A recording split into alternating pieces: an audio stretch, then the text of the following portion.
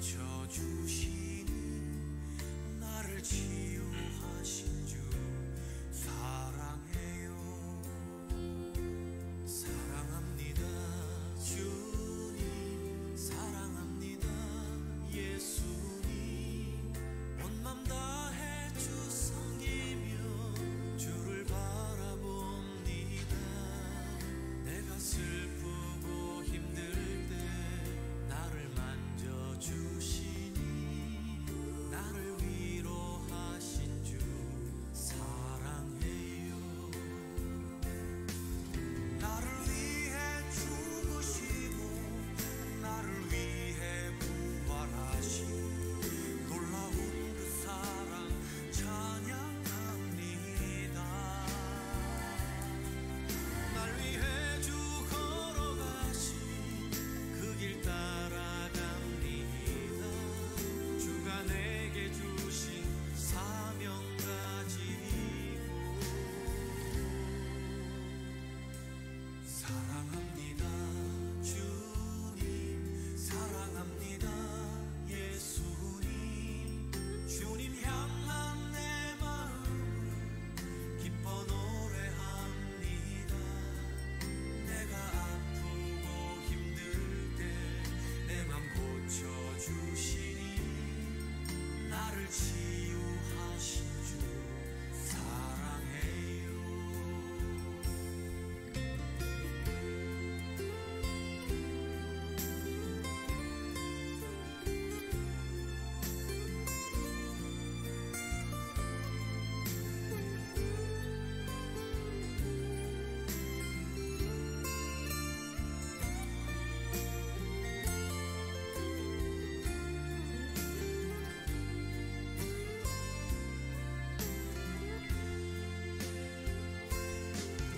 나를 위해 죽으시고 나를 위해 부활하신 놀라운 그 사랑 찬양합니다.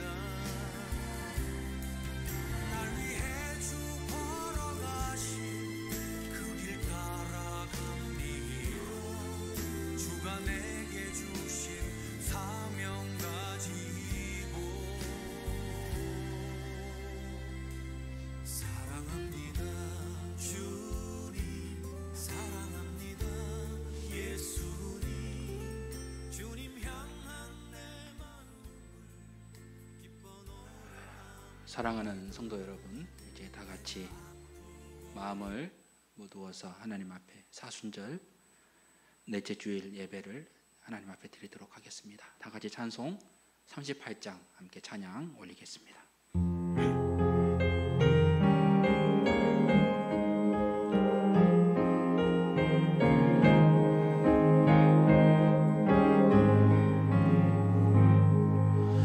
예수 우리 왕이여, 이곳에 오셔서 우리가 왕께 드리는 영광을 받아 주소서. 우리는 주님의 백성, 주님은 우리 왕이라. 왕이신 예수님 오셔서 자정하사 다스리소서. 예수 우리 주시여, 이곳에 오셔서 우리가 주께 드리는 찬양을 받아 주소서. 우리는 주님의 종들, 주님은 우리 주시라. 주 대신 예수님 오셔서 이 찬양을 받아 주소서. 다 같이 하나님 앞에 지난 한 주간에 우리의 죄악을 회개하는 마음으로 참여 기도를 하나님 앞에 드리도록 하겠습니다. 다 같이 기도하겠습니다.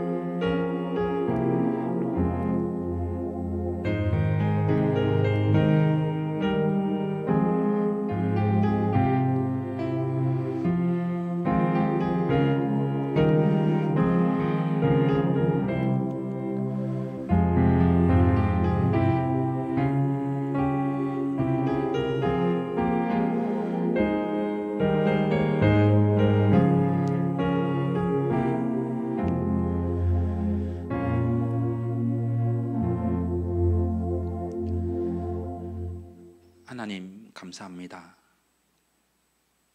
지난 한 주간 저희들의 삶을 지켜주시고 주님의 정하신 시간을 기억하며 우리 사랑하는 성도들 있는 자리에서 또 교회에 함께 나와 하나님 앞에 예배하길 원합니다. 하나님은 우리와 늘 함께하여 주셔서 우리 삶의 모든 문제 가운데 거하시고 또 동행하시며 인도해 주신 것을 믿으며 한 주간 연약한 여러 가지 많은 문제들로 인해서 우리의 마음이 공고하고 낙심하며 때로 절망하며 염려하며 근심하며 살았습니까? 인간의 욕망 때문에 혹여 누군가를 미워하며 싫어하며 정죄하며 살아봤습니까? 내 탐욕으로 인해서 때로 욕심을 채우려고 한 주간 발버둥치며 살아봤습니까? 하나님 우리의 죄악을 용서해 주시고 이 시간 영과 진리로 마음과 뜻과 힘과 정성을 다하여 하나님 앞에 예배하는 저희들 되게 하시고 특별히 우리의 죄악 가운데 우리의 죄악을 도말하시며 정결하게 하셔서 하나님 앞에 진실하게 나아가는 거룩한 이 시간 될 수 있도록 축복하여 주옵소서. 예수님의 이름으로 기도하옵나이다. 아멘.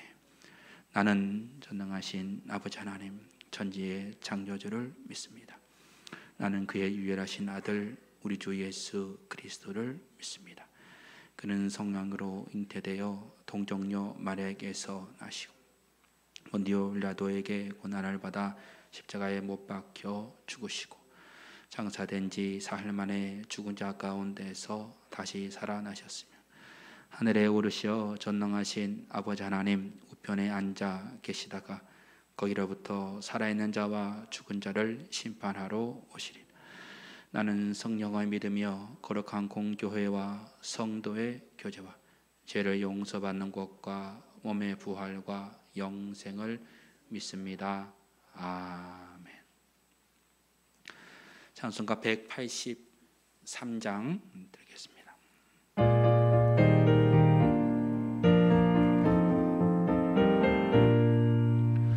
빈들의 마른 불같이 시들은 나의 영혼 주님의 약속한 성령 간절히 기다리네. 가물어 메마른 땅에 단비를 내리시듯 성령의 단비를 부어 새 생명 주옵소서. 반가운 빗소리 들려 산천이 춤을 추네. 봄비로 내리는 성령 내게도 주옵소서. 가물어 메마른 땅에 단비를 내리시듯 성령의 단비를 부어 부어 새 생명 주옵소서. 절 따라 우로를 내려 조목이 무성하니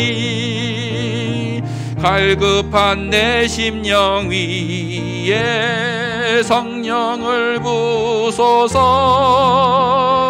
가물함에 마른 땅에 단비를 내리시듯 성령의 단비를 부어 새 생명 주옵소서. 참되신 사랑의 언약 어길 수 있사오랴. 오늘의 흡족한 은혜 주실 줄 믿습니다.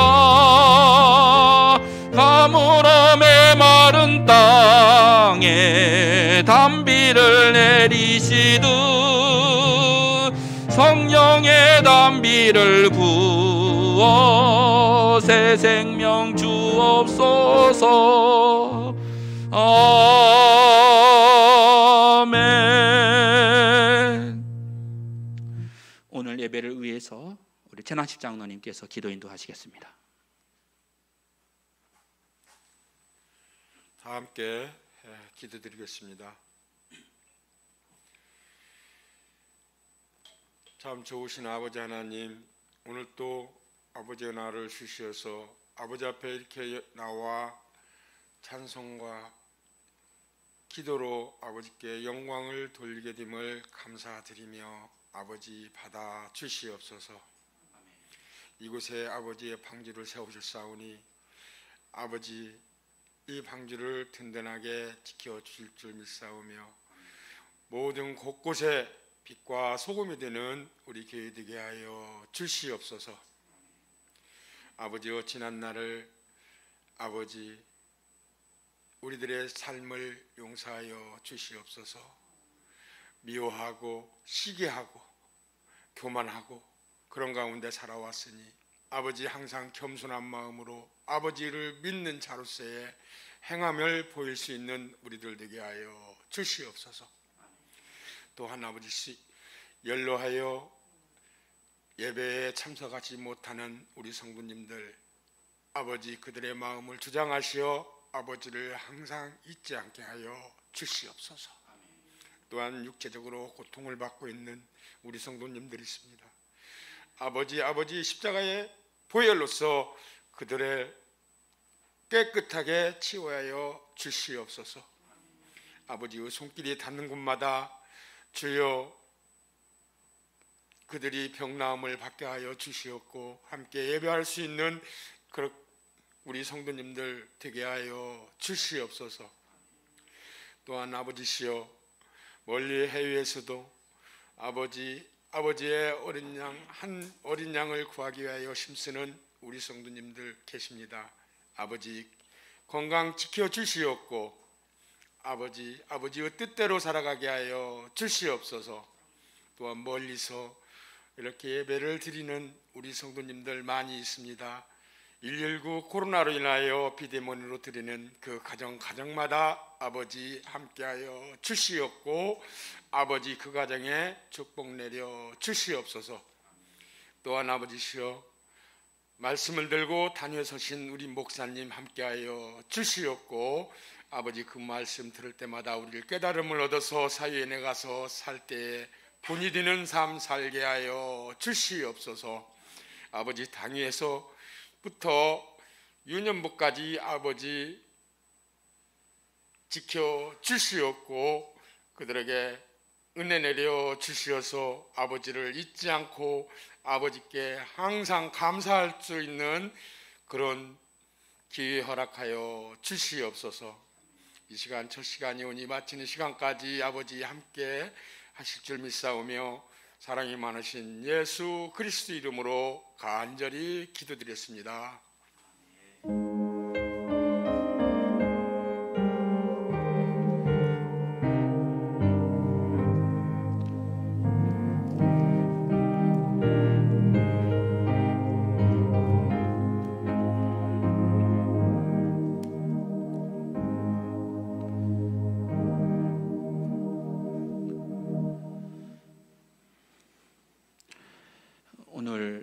우리에게 허락해 주시는 하나님의 말씀은 창세기 39장 1절에서 6절 말씀 함께 보겠습니다.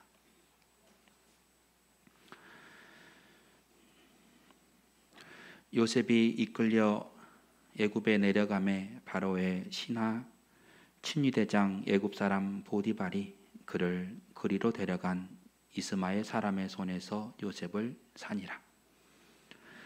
여호와께서 요셉과 함께 하심으로 그가 형통한 자가 되어 그의 주인 애굽 사람의 집에 있으니 그의 주인이 여호와께서 그와 함께 하심을 보며 또 여호와께서 그의 범사에 형통하게 하심을 보았더라.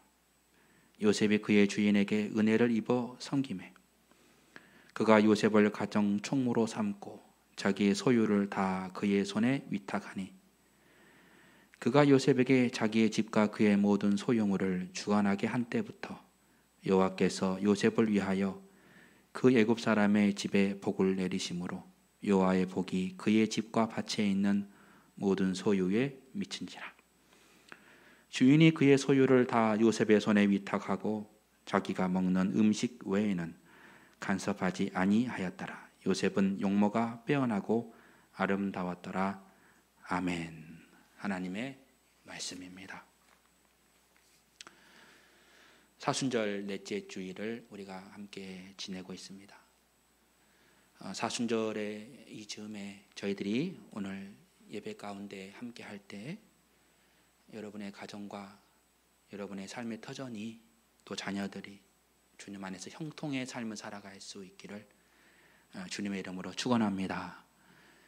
주님께서 살아계셔서 역사하셔서 또 은혜 베푸셔서 우리가 기도하지 않는 내용까지도 기억하시고 응답하시고 축복하실 줄 믿습니다.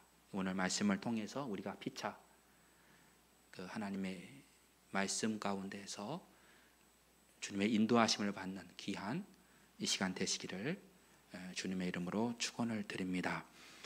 하나님 주시는 형통의 복을 얻게 하소서라는 기도 제목을 말씀의 제목으로 삼고 오늘 말씀을 함께 나누고자 합니다. 지난 주일 우리는 하나님의 뜻대로 부르심을 입은 자들에게는 모든 것이 합력하여 선을 이룬다라는 말씀을 함께 나누었습니다. 하나님의 뜻대로 살아가는 사람들 또 그 뜻대로 행하는 사람들을 하나님이 반드시 악을 선으로 바꾸어 주신다는 그 믿음. 지금은 상황이 절망적이고 고통스럽다 할지라도 그 믿음 가운데에서 주를 바라볼 때 하나님은 합력하여 선을 이루시는 분이다 라는 이 고백을 함께 드리면서 지난 한 주간은 우리가 살도록 하나님께서 인도해 주셨죠. 그러면서 요셉의 이야기를 함께 나누었어요. 요셉은 어떻게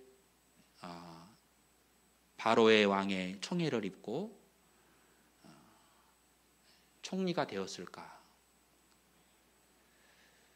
그의 삶의 증거는 믿음의 삶은 무엇이었을까? 요셉은 어떻게 하나님을 끝까지 포기하지 않고 살았을까? 그 모습은 어떤 모습일까? 이것이 제 마음속에 늘 한 주 동안 있었던 질문이었습니다. 요셉의 삶의 증거, 믿음의 증거는 무엇이었을까? 어떻게 그는 살아봤을까? 어떠한 마음으로 그는 이 고난을 이겨내며 살아봤을까? 이런 질문을 함께 하면서 한 주간을 지냈습니다. 사실 요셉을 이야기할 때 요셉은 우리가 흔히 꿈의 사람이라고 이야기하죠. 꿈꾸는 요셉. 그래서 요셉이란 이름을 부모님들은 많이 좋아하죠. 그래서 우리 자녀가 요셉과 같은 꿈을 꾸고 또 성공한 인생을 살기를 바라서 요셉이라는 이름을 많이 짓습니다. 우리 교회에도 요셉이라는 성도님이 또 계시고 여러분들이 아시는 분도 곧잘 많을 거라고 저는 생각을 합니다. 그만큼 요셉이라는 이름은 우리에게 퍽 친숙하고 또 우리에게 나도 요셉과 같은 삶을 살고 싶다 하는 그런 희망을 갖게 하는 이가 바로 요셉이라는 인물이라 할 수 있습니다. 그런데 과연 제가 한 주 동안 했던 질문은 과연 요셉은 무엇 때문에 성공한 인생을 살았을까라는 것이었습니다. 사실 형통이라는 이 단어의 의미를 보면 그 의미에는 성공하다, 하나님께서 그를 성공하게 하셨다라는 말의 의미입니다. 형통하게 하셨다라고 하는 것은 하나님이 그를 성공한 인생으로 살게 했다라는 것이거든요. 그래서 요셉은 과연 요셉을 성공하게 한 것은 무엇이었을까? 바로 형통이라는 것인가요? 꿈보다 훨씬 더 성경에 많이 등장하는 단어가 있다면 그것은 바로 형통이라는 단어라는 거예요. 여호와께서 요셉과 함께 하심으로 그가 형통한 자가 되었다. 그의 지인 애굽 사람의 집에 있었다. 오늘 본문의 말씀이죠. 요셉을 성공하게 한 것은 그가 형통한 자가 되었다라고 하는 것. 또 23절에 보면 여호와께서 그를 범사에 어떻게 하셨더라? 형통하게 하셨더라. 그러니까 오늘 요셉을 인도했던 것은 하나님의 형통이었다는 거예요. 하나님께서 그를 형통하게 하신 것이 그를 하나님의 꿈을 이루는 자가 되는 그 축복을 받게 한 것이다. 요셉의 인생에서 가장 중요한 것은 바로 하나님의 형통이었다는 사실입니다. 과연 그러면 이 형통은 어디에서 왔을까? 저는 말씀을 여러분 함께 읽어보면 그를 형통하게 한 주체는 누구냐? 누구인가요? 요셉을 형통하게 한 주체는 누구인가요? 여호와라고 되어 있어요. 하나님이죠. 요셉 자신이 한 게 아니었어요. 자신 스스로가 자신의 능력으로 형통하게 된 것이 아니고 성경에는 반드시 전제가 있습니다. 하나님께서 그를 형통하게 하셨더라. 하나님께서 그를 형통하게 하셨더라. 저는 이것이요 저의 간절한 기도 제목이에요. 하나님, 우리 사랑하는 성도들의 삶에 하나님의 형통이 임하기를 원합니다. 가정의 문제, 또 건강의 형통, 관계의 형통, 자녀의 문제, 그 모든 속에서 하나님 형통의 은혜를 입게 하여 주십시오. 제가 간절하게 기도하고 여러분도 마찬가지 이렇게 기도하지 않습니까? 형통하게 해 주십시오. 그러나 중요한 것은 바로 하나님께서 하시는 형통이라는 것이. 하나님이 주시는 형통. 이 축복을 다 누리시기를 주님의 이름으로 축원합니다. 그런데 오늘 요셉을 함께 보면서 요셉이 보여준 믿음의 삶이 무엇이었는가를 우리가 볼 필요가 있어요. 세상적으로 말하면 요셉이 성공했을까? 형통의 삶이었을까? 우리가 가진 생각을 조금 바꾸어서 생각을 해볼 필요가 있습니다. 우리가 가진 생각 속에 형통이라는 단어, 그리고 하나님께서 주시는 형통이라는 단어, 하나님의 형통과 내 형통을 여러분 생각하면서 하나님이 주시는 형통은 무엇이었는가를 한번 생각해 보면서 말씀을 들어야 한다는 것이. 앞서 말씀드린 대로 요셉은 불행한 인생이었습니다. 어릴 때 형들에게 모진 구박을 받았습니다. 그리고 죽을 위험에 처했습니다. 위험도 모자라 그는 멀리 애굽의 노예로 팔려갔습니다. 부잣집 아들이 한순간에 노예가 되었습니다. 그 인생을 형통한 인생이라고 누구도 말하지 않습니다.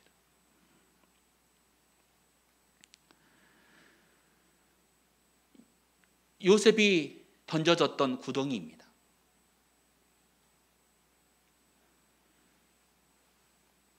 형들은 동생을 웅덩이에 던졌습니다.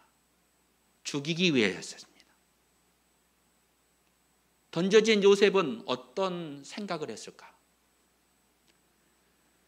창세기 37장 말씀은 이렇게 증언합니다.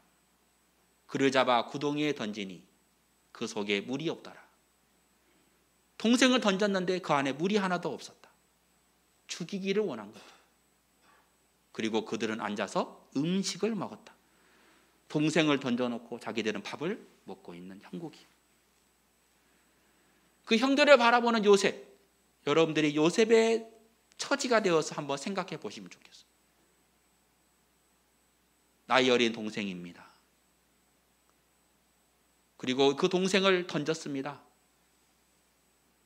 어렸을 적 따라다니던 형들이었습니다. 그 형들이 자신을 던졌고 그는 지금 감옥 웅덩이에 던져져서 물도 없이 굶주리고 있었습니다. 그때 형들은 말하죠. 저놈을 죽이자.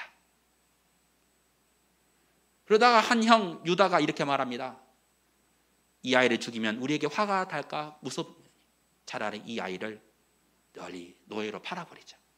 그 이야기를 듣고 있는 요셉을 생각해 보세요. 여러분들이 요셉이라고 생각한다면 어떤 마음이 들겠습니까?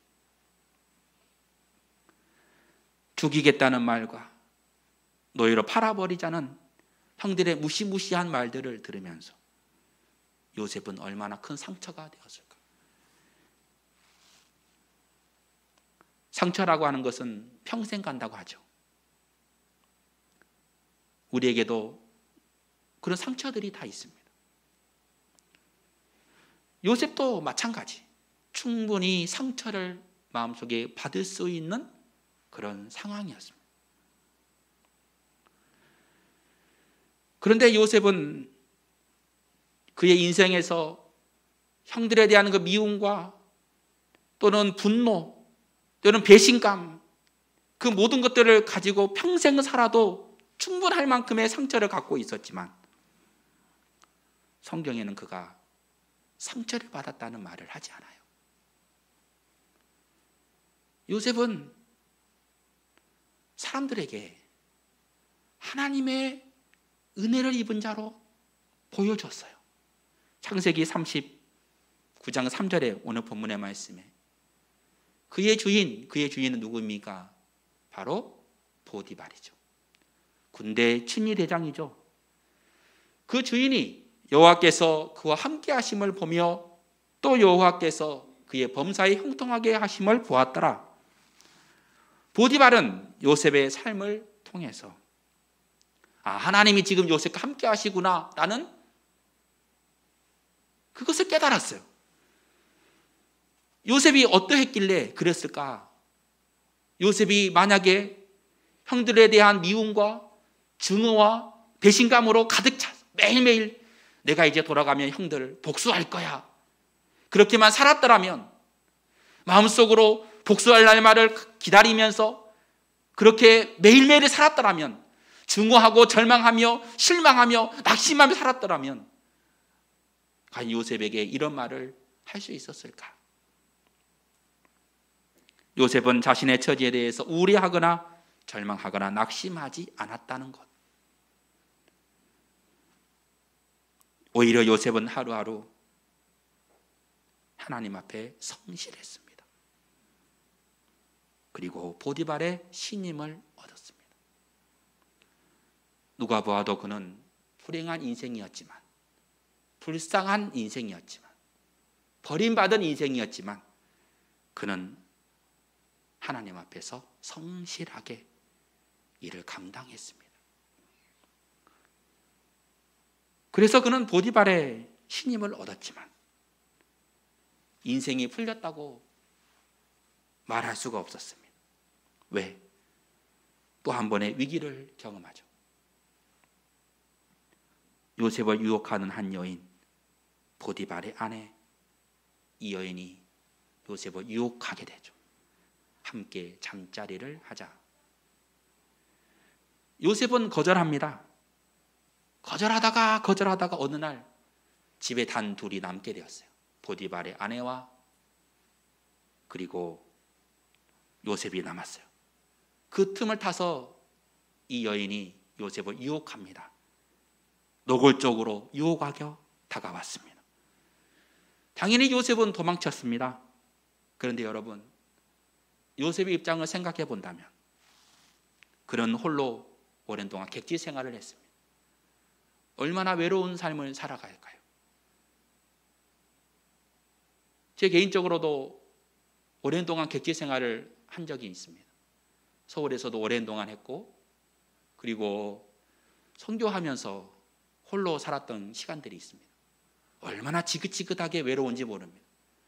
누군가의 위로를 받고 싶고 또 보상받고 싶은 마음들이 가득합니다. 저는 그래서 성도들의 자녀들이 멀리 외국에 가 있다면 마음에 깊은 그런 동질감을 느껴요. 얼마나 힘들까, 얼마나 외로울까 하는 그런 마음을 갖게 됩니다.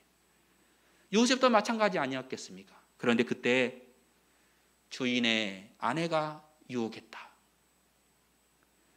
젊은 혈기가 왕성한 청년 요셉이었어요.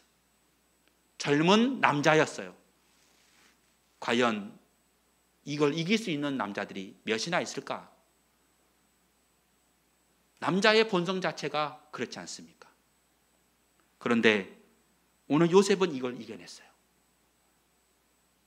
대단한 신앙 고백입니다. 요셉은 이 유혹을 이겨냈어요.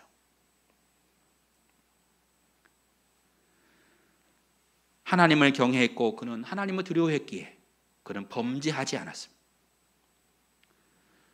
그러면 요셉은 어떤 마음이 들까요? 하나님, 내가 승리했습니다. 하나님, 저를 기억해 주십시오. 이제 하나님, 내가 이 어려운 시험을 이겼으니 하나님, 이제는 축복해 주셨어. 이제 나의 길이 형통하게 해 주십시오. 이런 생각을 하진 않았을까? 하나님을 내가 선택했으니 이제 내가 하나님 앞에 이 길을 걸어갔으니 하나님, 이제 모든 것이 잘 될 수 있도록 하나님 함께하여 주십시오. 충분하게 그렇게 기도할 수 있는 상황입니다. 흔히 우리들에게 있는 보상 심리라는 것입니다. 내가 이렇게 하나님 앞에 예배했으니 하나님, 내가 이렇게 충성했으니 하나님, 이제 축복하여 주시길 원합니다. 하나님, 함께해 주시길 믿습니다. 이렇게 충분하게 그렇게 기도할 수 있지 않겠습니까? 그런데 요셉에게 닥친 것은 축복이 아니라 감옥행이었어요. 이것을 형통이라고 말하진 못합니다. 우리는 하나님 앞에 우리가 때로 하나님의 일에 충성을 다했을 때 제 자신도 내가 주의 길을 걸어갔으니 내가 하나님 앞에서 포기하고 내 욕망, 내 탐욕, 때로 내 시간, 내 물질 포기하고 하나님 앞에 충성했을 때 제 자신도 또 여러분도 마찬가지 아니었습니다. 하나님께서 이 마음을 붙잡아 주셔서 내 중심이 주님을 향하였으니 하나님, 나를 꼭 기억해 달라고 기도하지 않겠습니까? 요셉도 마찬가지 마음이 아니었겠습니까? 그런데 요셉에게 닥친 이 고난은 바로 강간미수범이라는 징역형을 받게 됩니다. 누군가가 요셉을 지켜보고 있었다면, 오랜 동안 요셉을 바라보았던 이웃이 말았다면 요셉에게 이렇게 말하지 않겠습니까? 야, 너 하나님 살아계신 거 맞아? 야, 어떻게 너한테까지 이런 일이 생길 수 있니? 네가 얼마나 하나님을 사랑했는지 우리가 다 알고 있는데 어떻게 하나님은 너를 이렇게 고난 가운데 있게 하니? 이렇게 충분하게 말할 수 있는 상황이 요셉에게 있었다는 이야기예요. 우리 중에 누군가가 믿음의 사람들이 가정이 있지 않습니까? 정말 주님 안에서 믿음의 가정으로 정말 주님을 경외하는 한 가정이 있다고 한다면 그 가정이 우환이 생기고 어려움이 생길 때 우리는 어떻게 말합니까? 그 가정을 바라보며, 야, 하나님이 어떻게 그렇게 할 수 있어? 충분하게 그렇게 말할 수 있는 상황이라는 거예요. 요셉도 마찬가지라는 거예요. 그만큼 그는 이 고난 가운데 던져진 사람이었다는 이야기.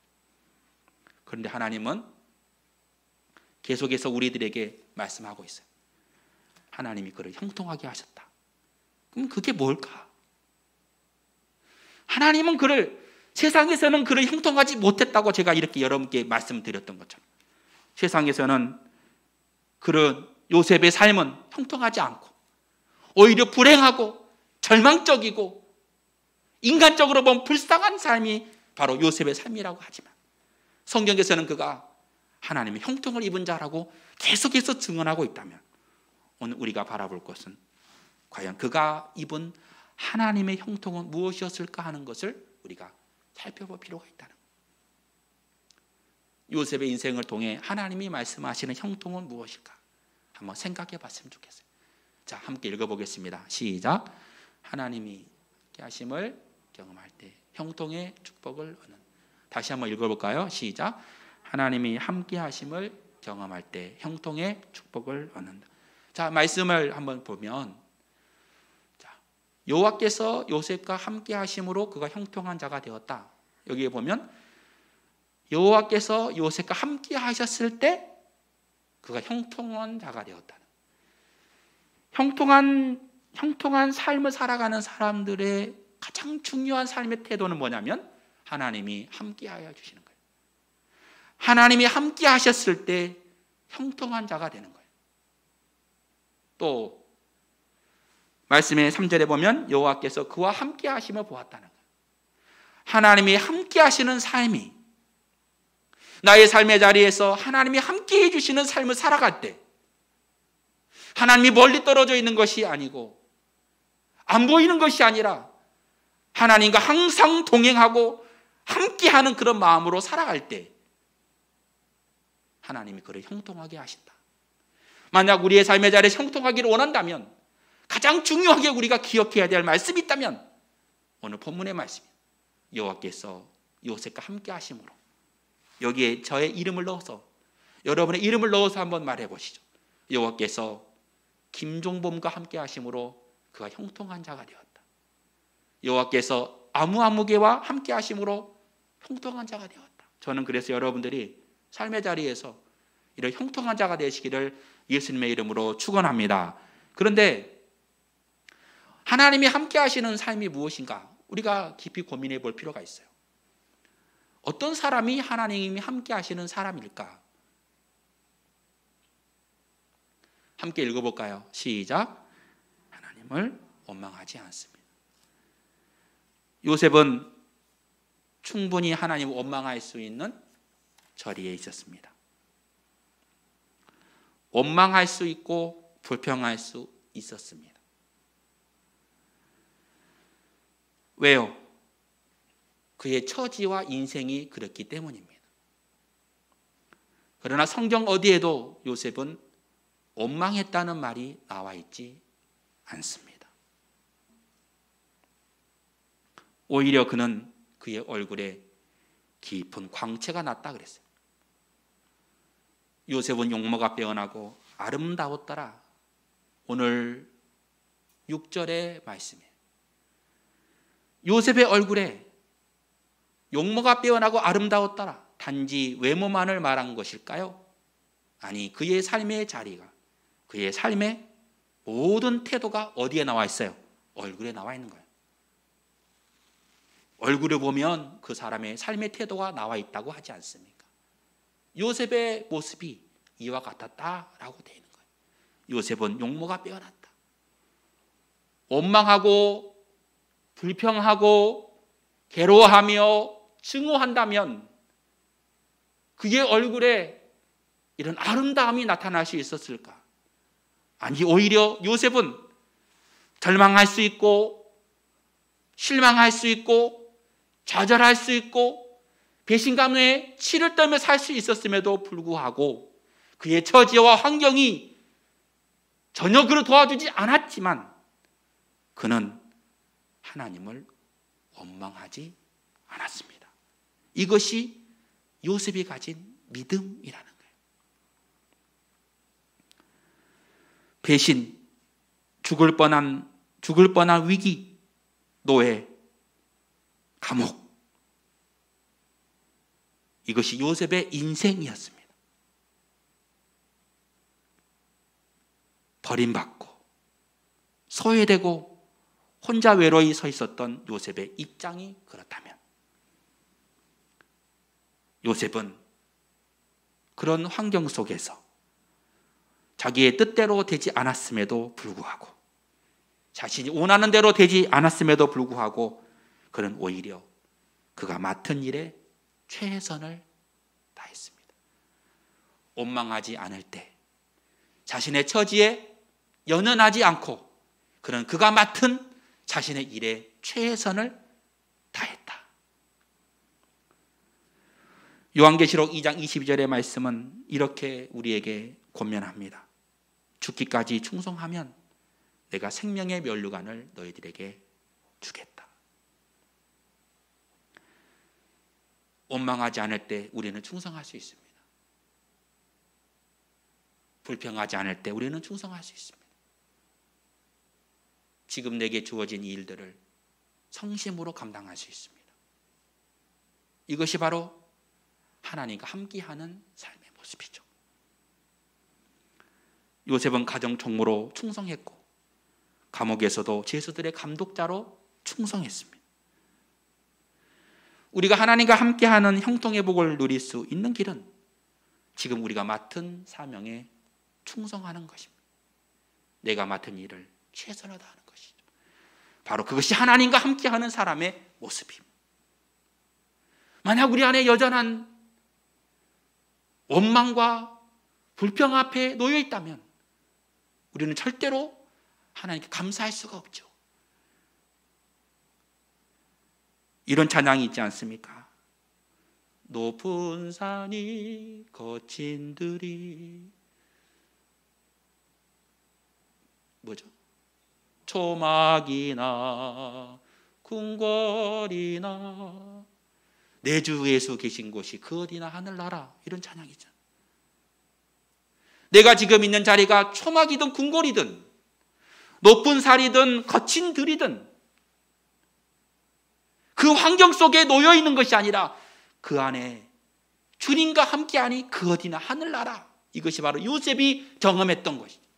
그는 지금 노예의 신분에서, 때론 감옥의 신분에서 그 마음속에 우울하고 절망하며 배신감과 분노 가운데 있음에도 불구하고 그런 환경 속에도 그는 거친 들에서 때로 초막 속에 살아갈 때도 내 주 예수 모신 곳이 그 어디나 하늘나라, 이 노래를 하면서 이 찬양을 하듯이 하나님 앞에 자신의 삶을 오히려 감사하면서 살아갔던 이 요셉의 모습 때문에 요셉은 하나님의 영광만을 바라보며 살아갈 수 있었습니다.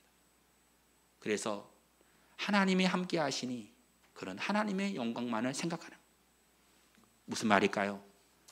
하나님의 눈치를 보며 사는 것이죠. 사람의 눈치가 아니라 하나님의 눈치를 보며 사는 증거가 있습니다. 보디발의 아내가 그를 유혹했을 때 그는 이렇게 말하죠. 내가 어찌 이 큰 악을 행하여 하나님께 죄를 지으리까. 창세기 39장 9절의 말씀이에요. 하나님의 눈치를 보는 거예요. 하나님이 함께 하시는 사람은, 하나님과 동행하는 사람은 하나님의 눈치를 보며 살아갑니다.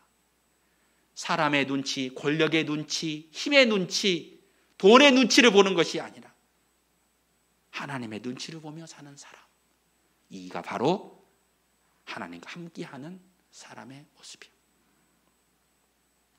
세상 사람들은 기독교인을 비꼬는 말 중에 이렇게 말합니다. 예수 믿는 사람이 더하다. 들어보셨습니까? 예수 믿는 사람이 더하다. 예수 믿는 사람이 성공에 집착하고 속이고 빼앗고 악랄하다고까지 이야기를 합니다. 이런 이야기를 들을 때 교회는 어떠한 삶을 살아가야 하는지를 이번 코로나로 우리가 다시 한번 생각하게 되지 않습니까? 우리가 과연 하나님의 눈치를 보며 살아가고 있는지, 하나님과 동행하는 삶을 살아가고 있는지를 다시금 생각하게 합니다. 두 번째 우리가 주목해서 볼 것은 하나님과 함께하는 사람은 누구인가? 다른 사람을 유익하게 하는 사람이에요. 세상은 나를 바라보게 하죠. 자본주의도 나를 바라보게 하죠. 자본주의의 속성이 그렇지 않습니까? 다 내 성공, 내 것, 내가 가진 것, 이것을 어떻게 하면 풍성하게 누릴까 하는 것이 자본주의의 속성이라고 한다면 하나님이 말하는 형통은 다른 것에 있었습니다. 오늘 5절의 말씀에 보면 애굽 사람의 집에 복을 내리셨다. 하나님의 형통은 요셉을 위하여 애굽 사람의 집을 복되게 하신 거예요. 누구를 위하여? 요셉을 위하여 애굽 사람의 복을 복되게 한. 그러면 그 복이 누구한테 올까요? 요셉에게 오는 거죠. 내가 하는 섬김을 통해서 누군가가 복을 받는 것은 누구를 위한 것인가? 나를 위한 거예요. 그러니까 우리는 누군가를 복되게 할 때 그 복이 나에게 온다는 것을 생각하고 살아가야 되는 거예요. 내가 하는 축복이, 내가 누군가를 축복할 때 그 축복은 그 사람의 영혼을 위한 것도 있지만 내 영혼을 위한 것도 있는 거예요. 매우 중요한 거예요. 나의 섬김을 통해서, 나의 삶을 통해서 내 남편이, 내 아내가, 내 자녀가, 내 며느리와 내 사위가, 내 모든 자녀가, 내 일터와 내 성도가 유의감을 얻는 거예요. 하나님과 함께하는 사람은 누군가를 유익하게 하는 삶을 살아간다는 거예요. 이것이 하나님과 함께하는 사람의 모습. 학생들이 공부하는 것도 자신의 성공만을 위해서 한다면 거기에 머물러 있는 거죠. 그러나 학생들이 공부하는 것도 주기 위한, 누군가에게 베풀기 위한 것이라고 한다면 훨씬 더 깊이 있는 공부를 할 수 있는 것이죠. 내가 은혜를 받는 것이 누군가를 위하여 복을 흘려보내는 것이라고 한다면, 그런데 그 은혜를 받고 더 탐욕적이 되고 남을 무시하거나 남을 정죄하거나 남을 판단한다면 그것은 예수님 안에 있는 것이 아니지 않겠습니까? 오히려 은혜를 받고 더 겸손하고 은혜를 받고 더 누군가를 복되게 하고 섬기고 사랑하는 그런 삶을 살아갈 때 요셉의 마지막에 주신 축복, 요셉을 형통하게 하셨더라. 요셉을 통해서 하나님의 영광이 나타났다는 이 성경의 증언을 우리가 함께 본다면 하나님은 어제나 오늘 영원토록 동일하신다는 말씀 앞에 섰습니다. 그 하나님을 바라보며 오늘 또 하나님과 동행하며 그 은혜를 나누는 자로 하나님을 원망하지 않으며 감사하면서 살아가는 저희들 되셔서 형통의 은혜를 입는 여러분의 가정과 교회가 되시기를 축원합니다. 기도하겠습니다. 하나님 감사합니다. 오늘 주신 말씀을 우리가 기억하며 하나님과 함께하는 저희들 되기를 원합니다. 우리 앞에 원망이 있었습니까? 회개합니다. 우리 앞에 불평이 있었습니까? 회개합니다. 하나님께 원망하지 않았던 요셉처럼 그가 감옥에서 형들의 배신으로 원망하며 불평하며 증오할 수 있었지만 그는 원망하지 않았다고 성경에 증언했듯이 오늘 우리의 삶의 자리에서 하나님을 원망하지 않고 환경을 원망하지 않고 오히려 하나님께 감사하며 얼굴에 광채가 나며 주님을 사랑하는 저희들 모두가 되도록 역사해 주셔서 전국의 형통의 은혜를 입는 우리 모두가 되게 하여 주시옵소서. 예수님의 이름으로 기도합니다. 아멘. 우리 찬송가 488장 함께 드리겠습니다.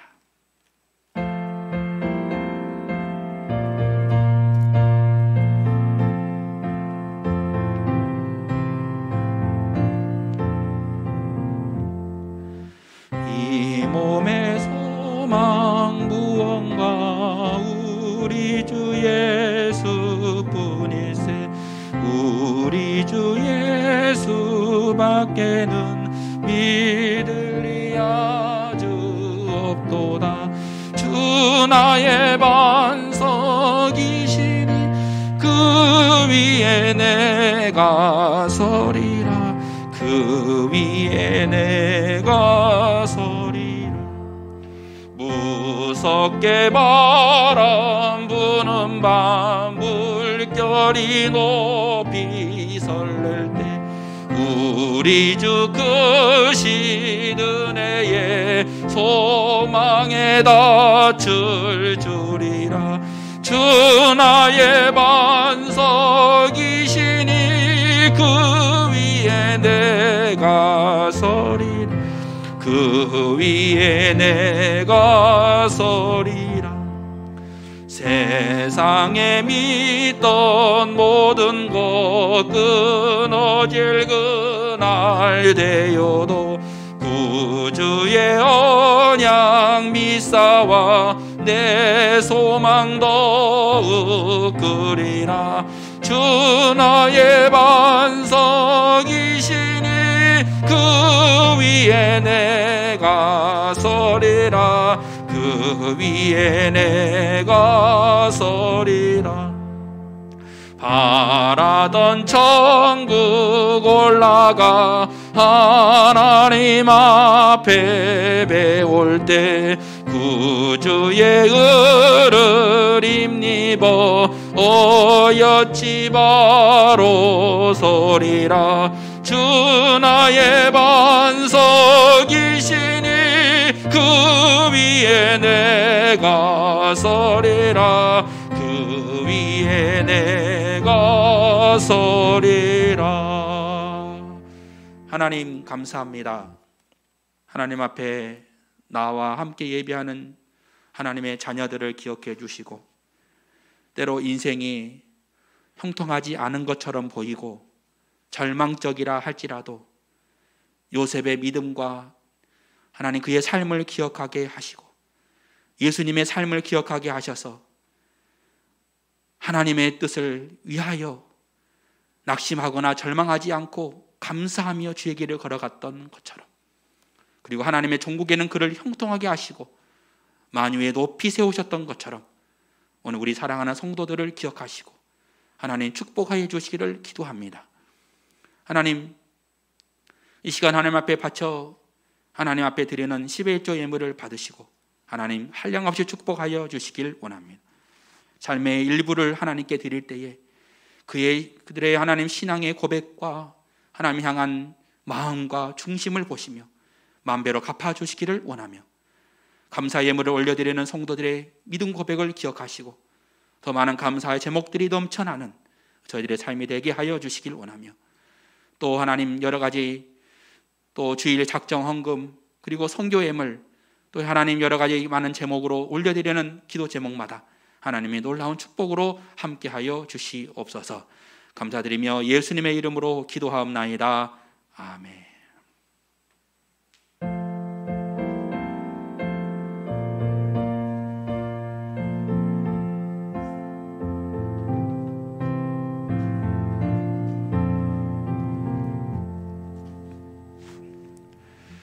여러분 안녕하세요. 여러분 반갑습니다. 사순절 넷째 주일을 저희가 지내고 있는데 여러 가지로 오늘 칼럼에도 이런 소개를 했지만은 저희가 이미 사순절을 또 고난 주간을 이미 경험하고 있습니다. 코로나19라고 하는 이 상황들이 우리 성도들에게는 매우 고난적이고 때로 힘든 상황들인 것 같습니다. 그러함에도 불구하고 나이가 어리든 나이가 연로하든 간에 여러분들이 경험하고 있는 이 고난의 주간을 여러분들 꼭 기억하셔서 앞으로 코로나가 끝날 때 지금 이 시간을 기억하셔서 내가 어떻게 했었다, 감사했다, 지난 그 시기에, 그 어려운 시기에 우리가 내가 어떻게 주님의 끝까지 믿었는지를 추억하고 또 우리 자녀들에게 소개할 수 있는 그날이 반드시 오리라고 믿습니다. 꼭 잘 견디시고 승리하시기를 주님의 이름으로 축원합니다. 또 멀리 우리 군산 가족들 오셨는데요. 반갑습니다. 우리 9시 10시 반 예배를 우리가 드리고 있습니다만은 차질 없이 오셔서 함께 그 예배해 주시면 좋겠고요. 그다음에 성경 필사가 진행 중입니다. 여러분 꼭 참여해 주시기를 부탁을 드리고, 오늘 예배 후에 당회가 있습니다. 위에서 기도해 주시기를 부탁을 드리고, 이번 주일부터 17일 수요일 7시 반 예배가 있습니다. 그러니까 헷갈리지 마시고 이번 주 수요일부터 17일부터 7시 반 예배를 드립니다. 그리고 교회는 교회 정비를 위해서 페인트 및 지붕 개선 공사를 진행하기를 준비하고 있습니다. 위에서 기도해 주시기를 바랍니다. 그리고 우리 송종래 권사님 지난 일부 예배에 나오셨는데 내일 수술을 예정하고 있습니다. 그래서 여러분들 위해서 기도해 주시기를 부탁을 드리겠습니다. 그리고 강단의 꽃을 헌물해 주신 우리 최규진, 우리 김미자 권사님께 감사를 드리고, 이 아름다운 꽃을 우리 장윤석 권사님께서 직접 꽃꽂이를 하셨는지 어디서 배우셨는지 아주 그냥 멋있게 하셨는데요. 이걸 꼭 말씀해 드려야 되는데, 이 작품의 제목이 뭐냐면 사순절에 기도합시다. 맞습니다. 사순절에 기도, 이게 기도손입니다. 이 두 개가 여러분 꼭 보셔서 그 기도하는 마음으로 어제 추운데 오셔서 이걸 다 만드셨어요. 그래서 우리 온 성도가 함께 이 꽃송이 하나하나가 다 우리 성도들의 그 여러분들의 모습입니다. 그래서 한 마음으로 사순절에 기도하기를 원하는 그 고백처럼 여러분들 이번 사순절에 기도하고 또 승리하시기를 부탁을 드리겠습니다. 찬송가 570장 1절 함께 드리도록 하겠습니다.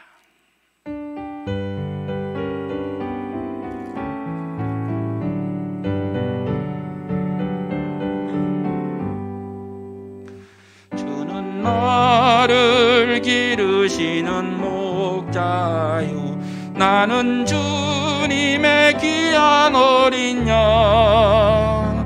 푸른 풀밭 맑은 시냇 물가로 나를 늘 인도하여 주신다. 주는 나의 좋은 목자, 나는 그의 어린 양. 저를 따라 꼴을 먹여주시니 내게 부족함 전혀 없어라. 아멘. 지금은 우리 주 예수 그리스도의 은혜와 하나님의 크고 놀라우신 사랑과 성령님의 함께해 주시는 은혜가 한 주 동안 절망하지 않으며 감사와 찬양과 예배와 기도 가운데 살아가는 모든 성도들과 성도들의 자녀들, 그리고 삶의 터전, 직장, 사업 위에 우리가 섬기는 교회와 이 나라 민족 세계 위에 영원토록 함께하여 주시기를 예수님의 이름으로 간절히 축원하옵나이다. 아멘.